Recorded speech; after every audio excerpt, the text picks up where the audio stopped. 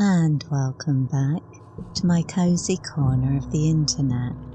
I'm Mayastar, and today we have another unscripted video. In today's unscripted video, we're going to be talking about the Meridian Flush Empowerments course, the latest channeled meditation from me, and answering some of your questions about energy healing and spiritual awakening, as well as looking at a new tarot deck I've added to my collection this week. As usual, I come armed with notes, but without a script, so we'll be meandering around the topic and pursuing the scenic route to enlightenment. If this sounds interesting to you, stick around and spend the next half an hour with me as we explore these things together.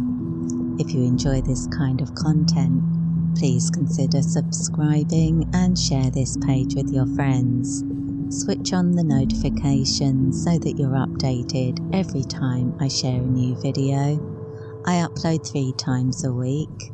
The first video goes out Saturday, that's the unscripted video that you're seeing now. On Monday, an energy update video goes out that includes daily spiritual guidance with law of attraction affirmations for your week ahead. And on Wednesdays, a new meditation track goes live, and this week that one's going to be another Lemurian song, so I hope you'll enjoy that. I think I'll start off today's video with the new tarot deck that I've just purchased. It's not a new deck, it's been out for, I don't know, maybe 6 months or something now, but I've only recently purchased it and I love it. There are some quite negative reviews online because apparently in this edition some of the write-ups in the instruction book seem to be for other versions of the deck that didn't make it to the final print, so some of them are inaccurate and describe different scenes from the show that weren't actually used in the final product. But since I know the show so well and I'm not actually using the guidebook, I haven't run into any problems with it at all. In fact, I'm surprised by how much I love it. And some of the things that I really like about it are the colour scheme. It's very purple. It's got a lot of purple, and you might say it's quite cartoonish, but because of its limited palette, it looks like a decent anime from the late 90s or early 2000s, so I actually enjoy the style. And the first card that I've drawn from this deck was for the energy updates video that will be going out on Monday, and the energy for the dominant influence for that week is the Emperor, and here is the Emperor card from this brand new deck. I don't know if you can see that. I'm hopeful because the autofocus on the phone seems to be a lot better than on the webcam. So it's Buffy. Buffy is the Emperor. We should have guessed, shouldn't we? But yeah, Buffy's the Emperor. So I was quite pleased to see that card. And the Emperor energy is all about, well, for me, the emphasis is on strategy. That's what really differentiates the Emperor from the other archetypes. He's the strategist. He's always got a plan. And he won't take no for an answer because he's already worked through every possibility, every mistake that could be made, every unexpected consequence that could occur. He's already thought of it. There's nothing unexpected for the Emperor. And so that card really matches nicely with Buffy, I thought. And it's going to be a very productive week, I think, for a lot of people. One of the things that I think is important about the Emperor energy is that he epitomizes the energy of the 4 kings that are represented in the minor arcana. the 4 kings represent the different elements. So that's earth, air, fire and water, represented by pentacles, swords, cups and wands in the traditional tarot. Those suits have been slightly changed in this deck, but they do follow the traditional meanings of the cards. So if you know about tarot, if you've learnt the archetypes, then you could easily read this deck out of the box, even if you had no experience of the Buffy the Vampire Slayer series. But if you do know Buffy the Vampire Slayer, as I do, I'm afraid I know some episodes virtually word for word. But if you know the show really well and you know the characters really well, then this is a fantastic deck because it allows you to draw from the stories that are in the show as well as from the traditional meanings. So that can really open up some new aspects to those archetypes. But also, I think this will be a great deck for meditation or for journaling projects because of the link with the stories and the characters that you may have been familiar with over a number of years. I mean, how long did the series must have run for at least 7 years because there were 7 seasons, weren't there? So, you know, it went on for a long time, and during that 7-year period, people grew up, they changed, they related differently to the characters represented. They started to explore those characters within themselves, perhaps. Some of the experiences that Buffy has in some of the later seasons are really quite profound, and so I really think this is a great deck, especially if you know the show, but even if you don't. And I think this is going to be my favourite autumnal deck, perhaps even winter, but definitely autumn, because it's the most Halloween-y deck that I've got. I haven't bought a specific Halloween deck. Usually during the darker time of the year, I reach for more natural decks like the Wild Unknown, the Brady Tarot, Guardian of the Night Tarot, sort of darker but nature themed. So this is going to be something different, very different, and I can't wait. So what have I got here? The Hierophant. It's Giles, the librarian, who obviously knows everything and is always dispensing wisdom to Buffy. Oh, yeah, this is when I said that there were some profound experiences for Buffy, that here's one. This is the 3 of Swords, called the 3 of Scythes in this deck. It looks very much like the traditional card, except that you've got Buffy when she finds her mum has died whilst taking a nap on the sofa after brain surgery. It was a bit of a heavy episode, it was a very heavy episode, but they handled it really well, and it was interesting to watch. It was quite dark, but these are the experiences people have in life, and that epitomizes the 3 of Swords really well. So if you know tarot and you know Buffy, you're going to get a lot more from that card than if you only knew one or the other. What's this one? King of Stakes. You've got Xander. When they were on that bus trying to escape the apocalypse, and Xander says the words, "We've got company," and they brought a crusade. Yeah. See, I told you, I'm memorised many of these episodes, so when I look at this card, now I'm always going to think that we've got company and they brought a crusade. King of Wands. Sounds like the King of Wands, something the King of Wands would say. But yeah, there you go. I won't go on and on about it. I don't do tarot reviews or anything like that, but I wanted to talk about that deck because I was so pleased with it, and because I used it just now for the energy update that will be going out on Monday. So if you're interested in hearing how the first reading came out, go and check that out. Go and set up a reminder. It will already be on the YouTube channel, with a premiere set up, and it will go live on Monday at 6 o'clock UK time. So there you go. First update out of the way. Got a new tarot deck. And our next update is the new special offer that's just started today and will be running for the next 7 days is for the Meridian Flush Empowerments course. Now, this is an energy healing modality that anybody can use. It doesn't use symbols or anything like that. It's not complicated. And it increases the flow of life force energy throughout your system, through the chakras and the meridians of your body to clear away negative energy and dissolve energy blocks or any areas of stagnation that are restricting the harmonious flow through your system. And there are 6 attunements for this modality.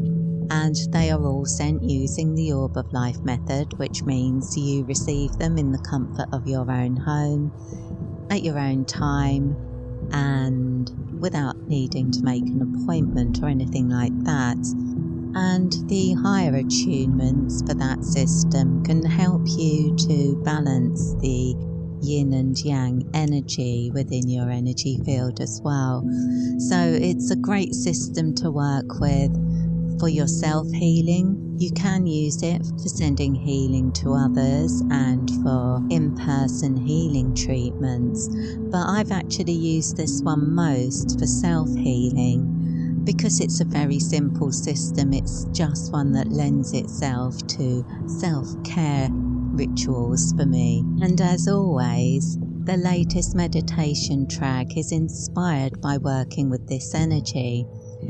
But I felt very connected to the Lemurian currents and was able to bring through a new light language mantra from the goddess Amara, the Lemurian Great Mother Goddess, and that can be used while working with the Meridian Flush Empowerments, but also could be used with any other energy healing system or to enhance your spiritual practice, whatever you're doing. But the focus for this meditation is definitely on healing, and I'm going to be calling it a Lemurian healing song or something like that, so look out for that one. By the time you're seeing this video, it will already have been released through all the music apps. So you can purchase it from Amazon or iTunes, or go to the Lives tab on the Mayastar YouTube channel to listen to it. I do recommend listening to those because the sound quality is slightly better on the Releases tab compared to the video format. You may not notice that. I can only notice it with certain types of headphones, but definitely check it out and see if it vibes with you. As usual, I'll be doing some different mixes with it, so there'll be versions with different ambient sounds in the background, and you may want to try out the different sounds and see what vibes best with you. I think with the Lemurian energy, often the ocean waves sound is the more popular, but the thunder drum mixes seem to be extremely popular. Those ones are only available on the Releases tab. I haven't been streaming them. They don't come out in a video format because the way the sound can be degraded by the lower bit rate can just make it not sound right, or not sound right to me anyway. So I'm not streaming those ambient versions. The ambient versions are available on your music app. So yeah, if you want to find the latest one, look for the Lemurian healing song, and I hope you enjoy it. And that brings us on to the Q&A section of this video. And I have a few questions this week. And the first one is from somebody who commented on one of the live streams that they had been doing their homework while listening to it. And I received an email from them asking if there were any courses that would be helpful for them to increase their focus and memory while they're studying. And although there isn't a specific course that's intended to help you to focus, there are a few options that I would consider using for that purpose. For example, the Attraction Reiki course, which is usually used for manifesting positive changes and drawing in abundance and prosperity, good health, love, happiness, all the good vibes. I think that would be a good system to use for enhancing your focus. It's just that kind of energy. I think Attraction Reiki is good for using when you are visualizing your goals and focusing your intentions. So it does increase your focus in that regard, but also because you're specifically working towards a goal with your studies, I think it would be helpful to use a system like Attraction Reiki. I would also say that the Center of Stillness activation would be a good option too. The Center of Stillness is a way to shut out outside distractions and even inside distractions. It's a way of helping you to achieve a more meditative state, but a decent meditative state is often optimal for focus as well, because in that state of consciousness you're more able to fix your attention on one thing without becoming distracted by what's going on around you and the other thoughts that come up. So I think the Center of Stillness would be a good way to increase your focus if you use it regularly and develop the technique so that you can easily use that while you're in the middle of your studies. I think it would be a good option.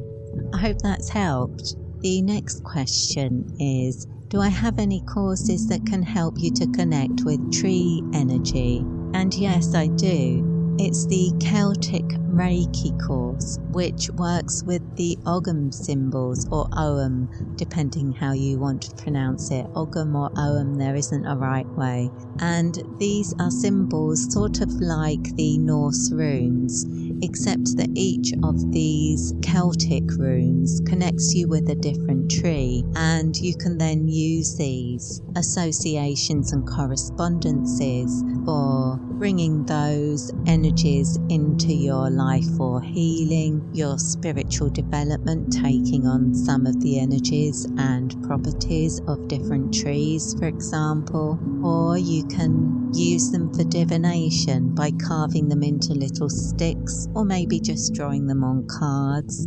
But that's an excellent course if you want to connect with tree energy in general, and it's a system that you'll see reflected in other places as well. So if you find that the course really piques your interest, it's something that you would be able to study further, because it's a comprehensive system and it is one that other people use, similar to the ancient Norse runes, which I also teach through the Rune Valda course.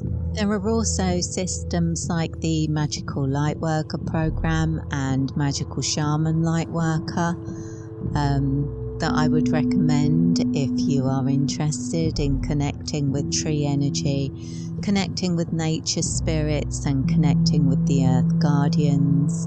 But Celtic Reiki is the one that you'll find that speaks to your interests the most, because it is all about tree energy. And as with any courses that I mention in these videos, you can find the Celtic Reiki course on the Mayastar website at mayastar.net. If you go to the top of the page, there's a complete course list where you can, or it might be listed as A to Z courses on the mobile version, but you can access a list of all of the courses that I teach. There's over 100 courses that you can purchase, and they are also separated into categories to make navigating those courses a bit easier if you have a subject that you'd like to start with, such as Reiki, Starseed energy, Lemurian and Oceanic energies, that sort of thing. You can break it down by category when you're exploring the options. And our final question for today is from somebody who's working with the Elemental Pentagram and Magic Circle Empowerments course. And this is a course that would also work well for somebody who was working with Celtic Reiki, funnily enough, because you're connecting with the 4 elements. Well, the 5 elements, the 4 elements of earth, air, fire and water, plus the element of spirit, which is reflected in all of them. And their question is, can I still use the elemental pentagram system even when I don't know which way is north? And the reason they're asking that question is traditionally, to invoke a magic circle and then invoke the elemental energies into it, you start by facing north and then start invoking the energies from the element of air in the east. But no, you don't have to. You could start creating your circle anywhere. I think it helps if you know which direction is north. It's just a way of focusing your intentions. But even if you don't believe that there's any special reason to face north when you start this ritual, and for me there would be, because traditionally the ancient gods come from that direction, so that's the direction I would be looking in. But if you may not share that belief, and in which case it wouldn't matter so much to you which direction you were facing. The only thing I would say though is if you do get into the habit of just casting a circle and mixing up which direction you're facing, you won't build up some of the associations that other people do. For example, because I would always face east to invoke the element of air, I would also be thinking of the rising sun and early morning, because that's the direction the sun rises in. And when I'm facing west and invoking the element of water, I would always think of the setting sun, because that's the direction it sets in. And those correspondences build up over time, but they become reinforced because that's a ritual that I've performed frequently and in many locations. And so for me, I would like to know which direction is north. In fact, even if I'm just going to sleep, I prefer to know which direction is north. Just because, probably because I do magic actually, but just because I just like to know which direction is north. But the good news is it's not that difficult to find out which direction is north. There are compass apps on mobile phones and things, aren't there? And well, I mean, there are actually compasses, so and they're not expensive, but you could simply look at the direction that the sun sets in. I think that it would be worth making the effort to discover which way is north when using the elemental pentagram. You don't have to. It may work for you to do it the other way, but I feel like you would be missing something. And the thing is as well, you can't completely discount the idea that there might be some sort of magnetic, energetic properties going on. You know, the magnetic North Pole, it makes a bit of sense that you would want to face that direction to start with. It might have an effect that's beyond those that I've discussed in this video. So I'd make the extra effort, but, you know, it's your spiritual practice and you get out what you put in. So if you want to do it without following the instructions, well, really, you're just doing your own thing then. But, you know, that's perfectly valid, and that might be the better way for you to do things, is to, rather than learn a traditional technique that's worked for a very long time for very many people, it might not work for you, and it might be better for you to do your own thing. So experiment and see what works best. Something else has just occurred to me, This relates to the previous question about the best options for those who want to connect with tree energy. I would also say that the Rune Valda course would be a good option for that.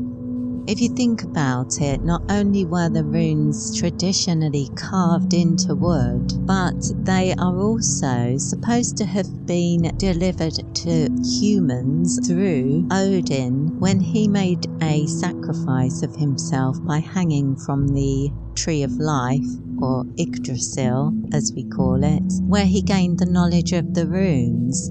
So it may be something that you want to consider as well. Connecting with the runes is something that might align you with that tree energy a little bit. And the name Yggdrasil means horse of Ig, which is another name for Odin. And so it sort of denotes the idea that the world tree is a vehicle by which you could ascend to higher levels of consciousness and bring information back.